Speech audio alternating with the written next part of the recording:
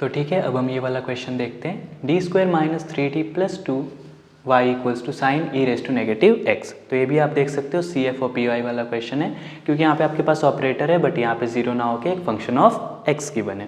तो सबसे पहले इसके सी एफ पार्ट के लिए सॉल्व करेंगे। तो बड़ा सिंपल स्टेप होता है। एफ ऑफ डी आपके पास क्या है, D square minus 3d plus 2 and that is the auxiliary equation. Auxiliary equation. अब आपका काम क्या होता है कि उस चीज़ को जीरो रखें तो आपको आपका कॉम्प्लीमेंट्री फंक्शन मिल जाता है। So therefore d square minus 3d plus 2 equals to zero. इसके फैक्टर्स क्या आने वाले हैं, -2 वही आएंगे, d square minus 2d minus d plus 2 equals to zero, d common d minus 2 minus 1 common d minus 2 equals to zero. So d minus 2 into d minus 1 equals to zero. So finally आपकी d की value क्या आ चुकी है, 1 और 2 अलग अलग है और रियल है। So therefore m1 is equals to 1 and m2 is equals to 2. Therefore the complementary function is going to be c1 e raised to x plus c2 e raised to 2x. Done. ये आपका CF आ चुका है where c1 and c2 are arbitrary constant. Clear?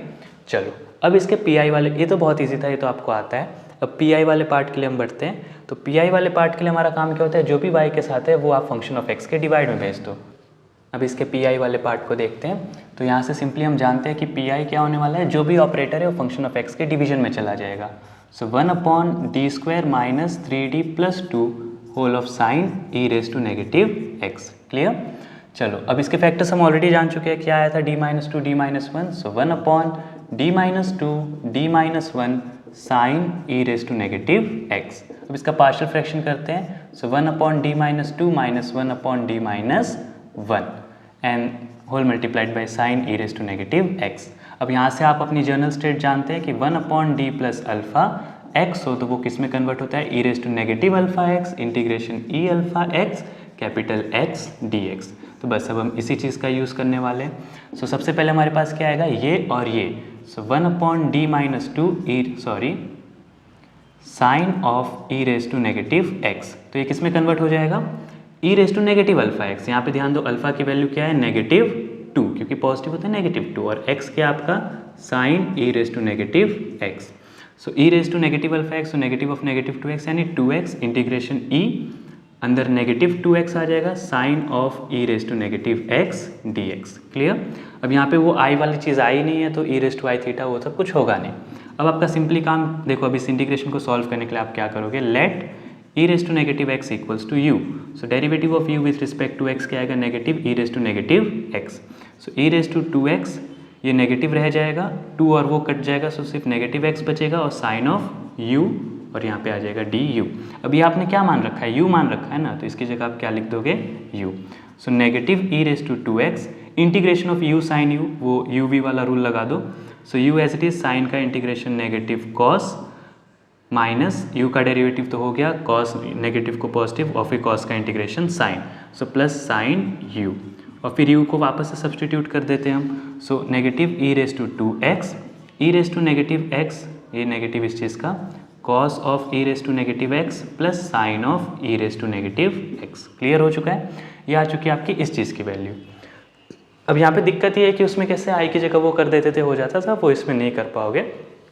दूसरे वाले के लिए हमें फिर से सॉल्व करना होगा। तो अब यहाँ से हम आगे देखते हैं। So 1 upon D minus 1 sine of e raise to negative x.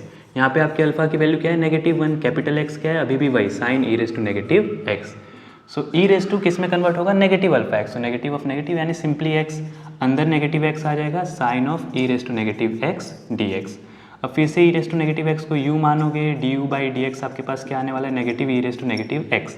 उस टाइम 2 था तो एक कैंसिल होकर बच गया तो u आया, इस बार 2 है ही नहीं तो पूरी तरह से निकल जाएगा। तो पहली बात ये नेगेटिव इंटीग्रेशन के बाहर आ गया, बाहर वाला e raise to x as it is, ये और ये पूरी तरह से कट गए तो सिर्फ साइन u बचा, साइन का इंटीग्रेशन कॉस, नेगेटिव कॉस, तो negative negative positive, so e raise to x cos x. Clear? तो ये आपके दूसरे वाले का आंसर आ चुका है।